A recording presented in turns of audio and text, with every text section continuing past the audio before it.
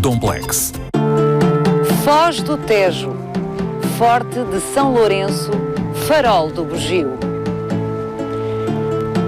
Tão perto e tão longe. É incrível pensar como ao longo dos seus 450 anos o Forte Farol do Bugio fez inúmeras vezes reféns os seus habitantes.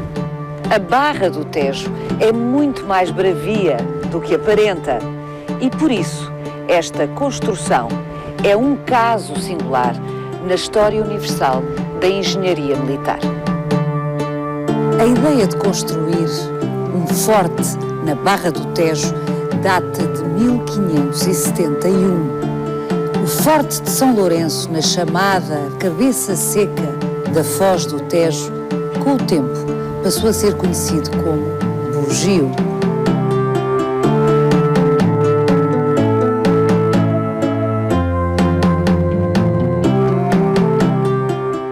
Automatizado nos anos 80 do século XX, este farol foi dos primeiros na costa portuguesa a dispensar a residência do faroleiro, mas durante séculos foi palco de histórias emocionantes. Vai querer saber mais? Venha connosco nesta visita guiada.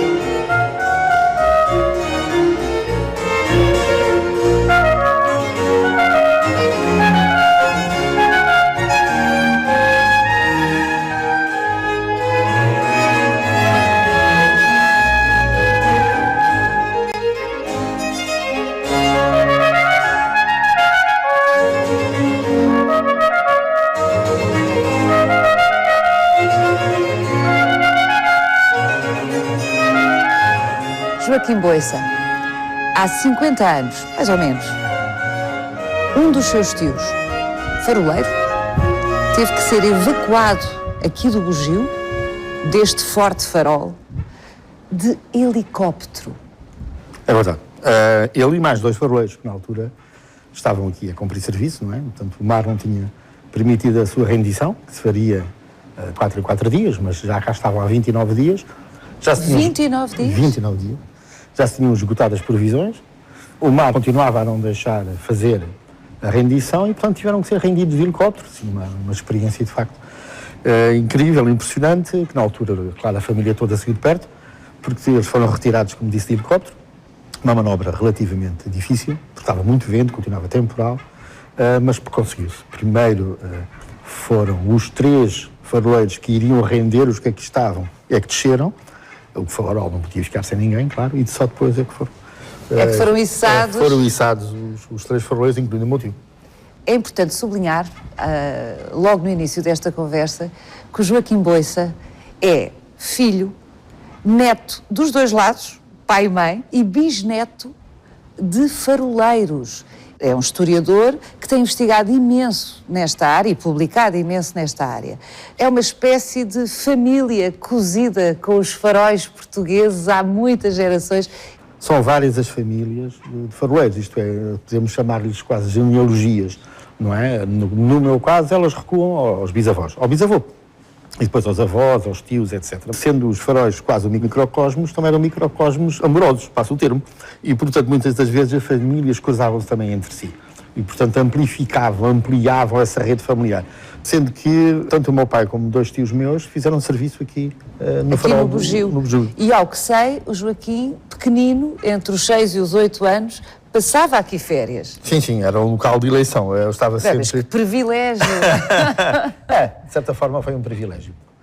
Mas é um privilégio que não se tem consciência disso, como é óbvio, né? Portanto, eu era criança, o meu irmão um pouco mais velho, os meus primos, que vinham para aqui também connosco.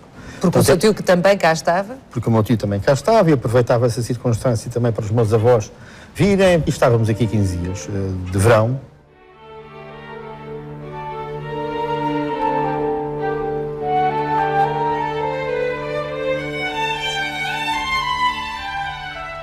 Está a ver, Paulo, este era o quarto do meu pai.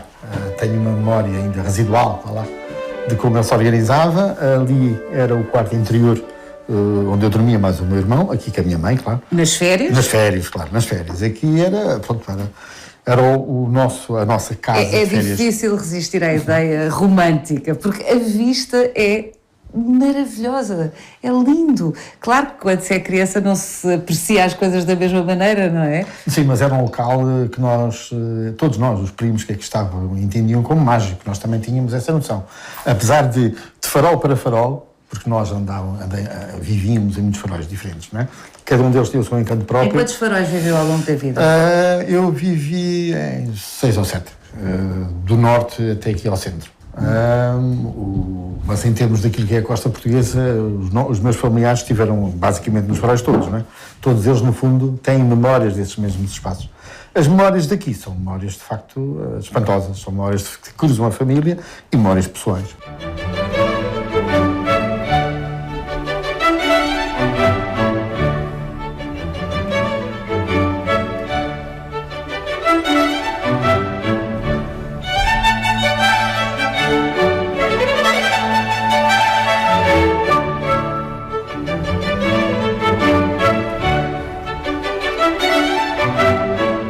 Joaquim, ouvi-lo e imaginar essa vida aqui é estranho hoje quando estamos num espaço que não é habitado há 34 anos. Isso é importante também ter presente. Era importante que a direção de faróis, na altura, encontrasse soluções técnicas para que, de facto, não se exigisse a presença aqui de faroleiros, não é? Isso por um lado.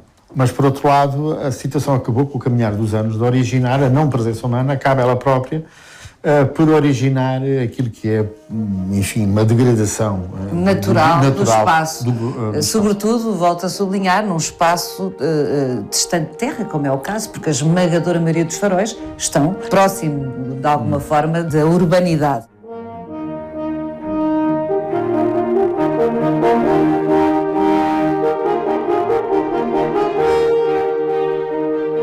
Há uma mitologia à volta da figura do faroleiro, a capacidade de resistir à solidão, ao isolamento, uma ideia de que são homens mais sábios, porque o silêncio convida ao pensamento. Há todo um imaginário que envolve esta figura, o faroleiro.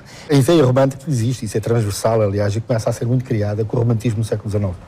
Essa ideia de o lugar isolado, o personagem que resiste, o personagem que até aceita, não com resignação, mas com amor, o seu próprio isolamento.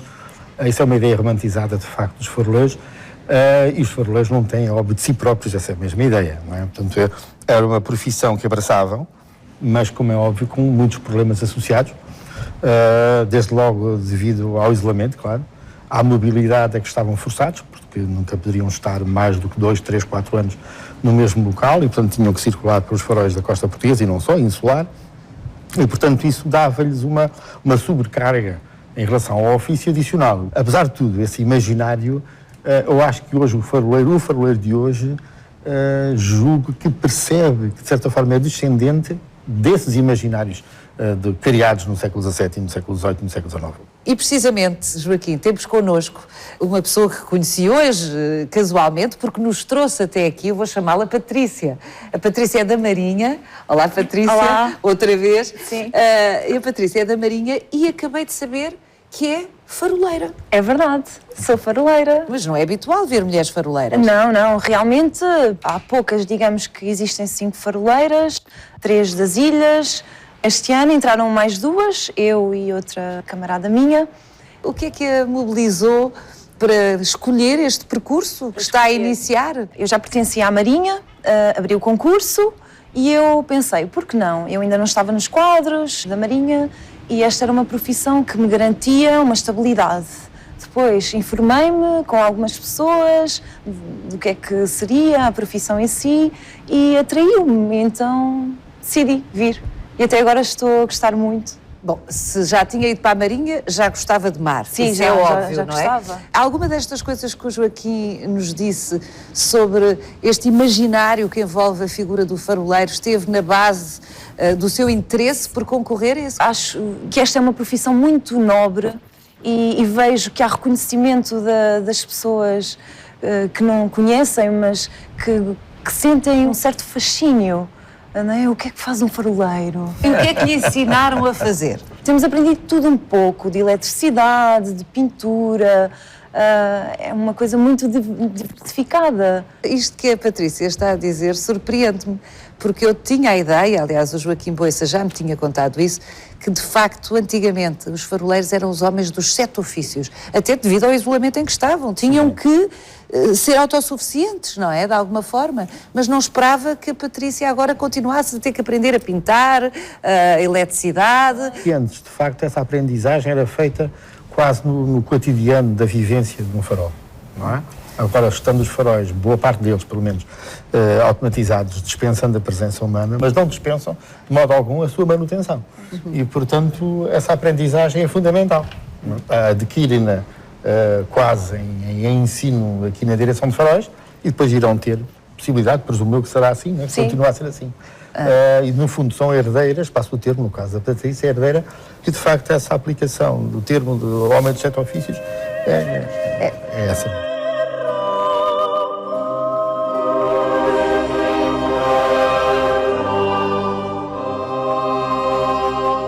Fátima Barros, que pena esta capela estar neste estado de degradação. Verdade seja dita que a responsabilidade não é da Marinha, nem da Direção dos Faróis, é da Direção-Geral do Património Cultural. Exatamente, é uma pena porque este altar de embutidos de pedra polícroma é único. É único porque, na verdade, embora seja feita a imagem dos altares italianos de mármore polícromo, é todo feito em pedra calcária, que era uma solução muito mais económica. Claro. E que, no entanto, não se pouparam a utilizar 4 cores. O vermelho, o amarelo, o branco e o negro. Estas pedras provêm de regiões aqui circundantes. Mas há calcário vermelho? Há calcário vermelho, embora neste caso temos também aqui uma outra característica única, que foi a de haver tingimento, portanto colorirem a pedra em algumas zonas que seriam mais fáceis de tingir, de vermelho, em que se utilizava sangue de dragão. E o sangue de dragão não é mais do que a seiva do dragoeiro, que era utilizado na atividade tintureira. Este altar, tal como o forte, é dedicado a São Lourenço. E temos aqui, precisamente, a grelha de São Lourenço, porque era um mártir romano que morreu queimado na grelha. E também sabemos que o São Lourenço era de particular defunção de Dom Filipe I. Já vamos com o Joaquim Boissa falar, os três, sobre a história da construção deste forte, que é uma história notabilíssima. Mas, em rigor, quem o mandou edificar numa forma que é quase toda aquela que vemos ainda hoje foi Dom Filipe I de Portugal, II de Espanha. Exatamente. Mas esta capela só foi construída no pós-restauração, porque só quando a estrutura militar já estava bastante avançada é que se pensou então em construir o altar, embora já estivesse pensado, portanto, reservar este espaço para a capela. E, portanto, este altar será provavelmente da década de 60 do século XVII. 1660, por aí. Exato.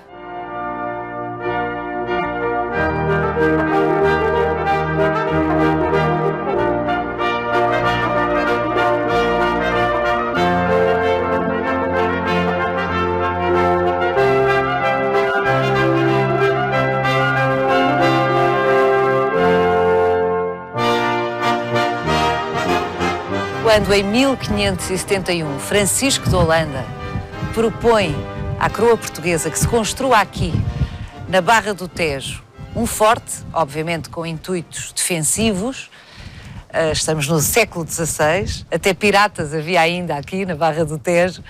Havia condições naturais, diferentes daquelas que observamos hoje, que facilitariam esse projeto.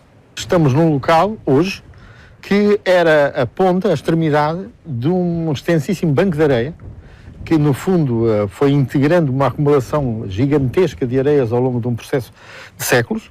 Origina o próprio nome, cabeça seca, era uma cabeça seca porque era um fenómeno natural de grande espessura temporal. Essa acumulação de areias favoreceu, como é óbvio, aquilo que era a imaginação de arquitetos e engenheiros militares de tentar defender Lisboa com a interação com a Fortaleza de São João da Barra. No fundo, tentava transpor-se para a zona da Barra do Tejo o sistema de Dom João II de fortificações afrontadas, Torre Belém, Torre Velha de Almada, e no fundo a seguir é São João da Barra, Fortaleza São Lourenço Bugio, não é? E o Francisco de Holanda foi o primeiro a, de uma forma, pelo menos daquilo que é conhecido, a formalizar essa mesma proposta.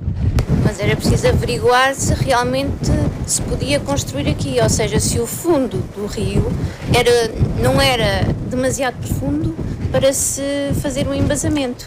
Não se podia construir em areia, como é óbvio, não é? Portanto, tinha que se criar uma base sólida, e que foi isso que depois veio a suceder, mais tarde, para se poder construir na parte superior. E temos aqui depois o bugio, bem mais tarde, portanto, que já foi começado em 1590, com Dom Filipe I.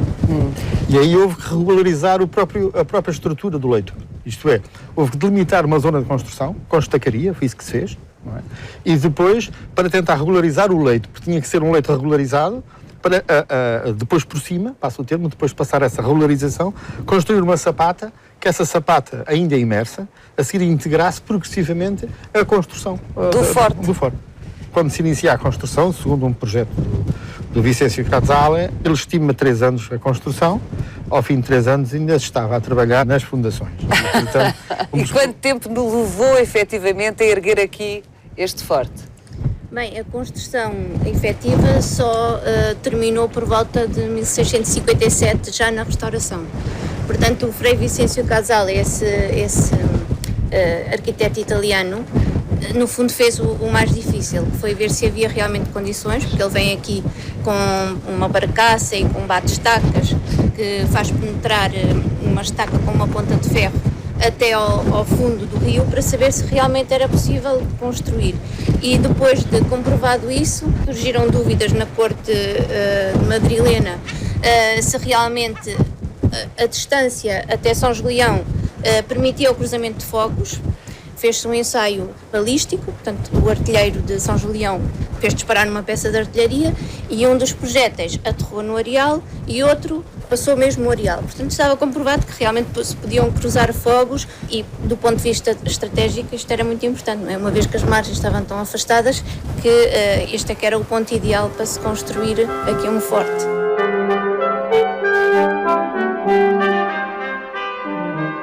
A morosidade da obra adveio não só pela própria dinâmica da construção, que seria sempre moroso, mas pelo facto que eles não puderam estimar na altura, que tinha a ver com a circunstância de só poderem operar no praia-mar ou no baixa-mar. E depois também não era todo o ano, portanto era um processo sazonal. E o mar fazia e desfazia. E, portanto, esse processo foi um processo extremamente longo, complicado, também que deu asa a que outras ideias progressivamente fossem surgindo, não é?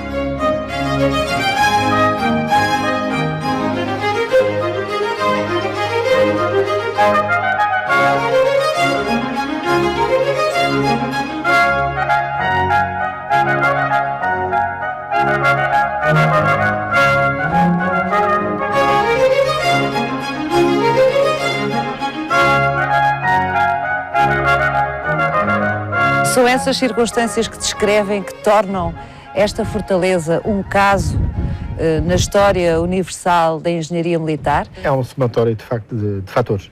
Estava-se, em 1594, em pleno processo construtivo, mas o Francis Drake, enfim, andava por aí pelas nossas costas a fazer patifarias e pirataria, e então havia que tentar, em alguns pontos da nossa costa, e claro, em Lisboa, sobretudo, tentar, de alguma forma, ter aparelhos dissuasores mais do que outra coisa. Então é instalado aqui uma estrutura, uma plataforma, que integrou a artilharia, 6 canhões. O forte, antes de ser pétreo, foi um forte de madeira. É esse forte que chega em 1640, na época da restauração. Então, de novo, se volta a pensar em acabar o Forte Pétreo. Com a condição de que fosse português o arquiteto que fosse nomeado para aqui. Tínhamos acabado de nos livrar dos espanhóis. Portanto, tinha que ser português o arquiteto. Sim, E foi. E foi. O decreto diz mesmo que deve ser português por questões de amor. Por questões de amor. À pátria. E por uma outra questão mais comezinha, passo o termo, porque certamente, como diz o decreto, oferiria menos dinheiro do que um arquiteto estrangeiro. Essa parte era escusada. A parte era escusada, mas enfim, vinculou o João Torriano ao projeto.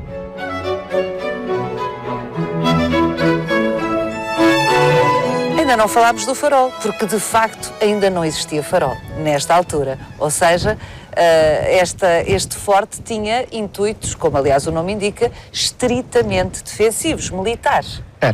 É óbvio que essa era a sua função primária. Não conseguimos ainda balizar cronologicamente quando é que se equacionou construir uma torre, mas presumimos que no fundo a situação tornou-se quase óbvia. Isto é, tem-se uma cisterna que é uma cisterna possante, que ela própria é a articuladora de todo o espaço envolvente e que permitiria, como é óbvio, a seguir elevar uma torre. Só que a circunstância é esta, a presença de uma torre faroleira só poderia surgir num contexto de paz. Portanto, era impossível equacionar. Claro. Pode ter sido equacionada a sua existência, mas de modo algum iriam construir uma torre faroleira aqui no Bugio, no contexto ainda da Guerra da Restauração. Portanto, terá sido eventualmente elevada nos anos 70, 80. Do século XVII. Do século XVII. Na última década do século XVII, este forte tinha a configuração mais ou menos que lhe conhecemos hoje, já com o farol e, portanto, em grande forma para acolher o impacto brutal do terremoto de 1755. Os efeitos podem ser dimensionados através também daquilo que foi o impacto do terremoto e do tsunami sequente aqui na Barra do Tejo e em algumas construções da linha de costa.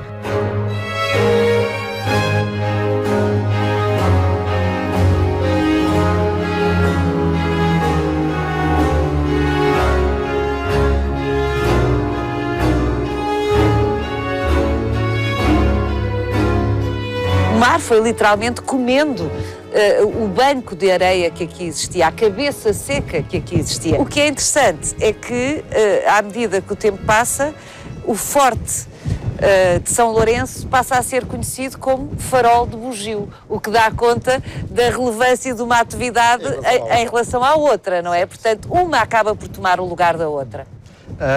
O Forte de São Lourenço da Cabeça Seca, do ponto de vista militar, continuou ativo até inícios do século XX.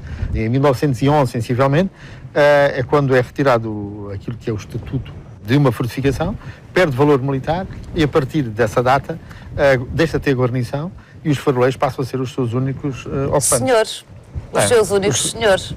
E guardiões, apesar de tudo, de memórias, porque eles continuaram, os faroleiros, a seguir aquilo que era a memória militar do forte, eles foram-na preservando enquanto foi possível.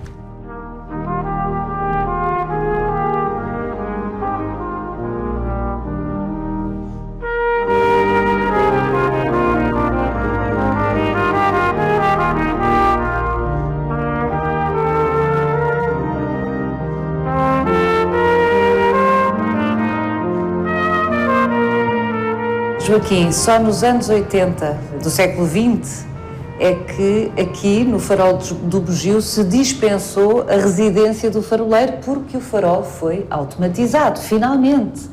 Para trás ficavam séculos de faroleiros residentes e de outras tecnologias, obviamente, quanto mais para trás, mais arcaicas. Os faróis foram palco, foram espaços de experimentação científica. E essa é uma dimensão habitualmente ignorada. Há um percurso evolutivo de natureza tecnológica que tem que ver com as fontes de alimentação de energia, por um lado, e por outro lado com os sistemas iluminantes. Aqui este farol, como todos os outros faróis, até meados do século XVIII, sensivelmente, 1758-59, tinham um funcionamento sazonal. Portanto, eles funcionavam entre outubro e março, porque eram os períodos da maior periodicidade navegacional. Nos outros meses dispensava-se, até então, dispensava-se o seu funcionamento. Depois, quando vai ser a navegação a vapor e aquilo que é a internacionalização do comércio marítimo, é que os faróis não só vão passar a funcionar todo o ano, como a navegação não podia estar à espera da luz solar para entrar nos portos. E, portanto, há essa conjugação de fatores que têm sempre a ver com a história tecnológica, é engraçado. Sempre. Também com a história tecnológica da navegação, como bem sublinha. Também. Exato. Porque aqui este farol, não temos uma ideia clara, uma ideia precisa de quando é que começou a funcionar, será anos 60, 70, 80 do século XVII, porque era a estrutura do forte, depois é que veio ter a torre do farol. E teve a presença de um faroleiro. Mas era um faroleiro que era um elemento estranho, nessa altura, numa guarnição militar. Nos anos 80, a Inglaterra, do século XX, tomou uma decisão extrema de, no fundo, extinguir o ofício de faroleiro. Hoje não há faroleiros na Inglaterra. Sério? Não há faroleiros. Por exemplo, na Austrália, existem técnicos e não faroleiros residentes. Posteriormente, houve o aumento fantástico da navegação desportiva, da pesca desportiva e aquilo que é o elemento humano presente num determinado local, que não é apenas um elemento que assegura o funcionamento, mas é um elemento vigilante que presta socorro, um primeiro elemento em caso de necessidade para quem navega. E quem navega sabe isto, é muito diferente estar a navegar uma costa automatizada, que dispensa em absoluta presença humana, ou uma costa que eventualmente automatizada tem a presença humana. Já é um ofício diferente, mantém muita herança do passado, mas de facto, ainda bem, em Portugal, como muitas outras nações marítimas, acabaram por decidir manter o ofício. Não há nada como ter uma pessoa do lado de lá, não é? Isso é verdade, isso é verdade.